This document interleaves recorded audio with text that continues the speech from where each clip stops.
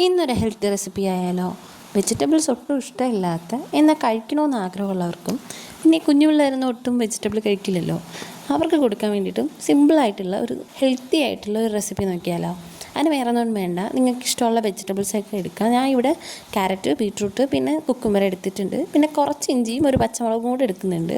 ഇതെല്ലാം കൂടെ ഒരു ബൗളിലോട്ട് തട്ടിയിട്ട് ഏത് മാവ് വേണമെങ്കിലും നിങ്ങൾക്ക് യൂസ് ചെയ്യാം. മൈദയോ ആട്ടയോ, ഇനി അരിപ്പൊടിയാണെങ്കിൽ അതുമല്ല ഓട്സിൻ്റെ പൊടി ചേർക്കണമെങ്കിൽ അങ്ങനെയോ, ഏത് വേണോ ഹെൽത്തി ആയിട്ടുള്ള നിങ്ങളുടെ ഓപ്ഷൻ അതെടുക്കാം. അതെടുത്ത് അതിനാവശ്യമായിട്ടുള്ള മാവ് ചേർത്തിട്ട് ഞാനിവിടെ എടുത്തിരിക്കുന്ന ആട്ടയാണ്.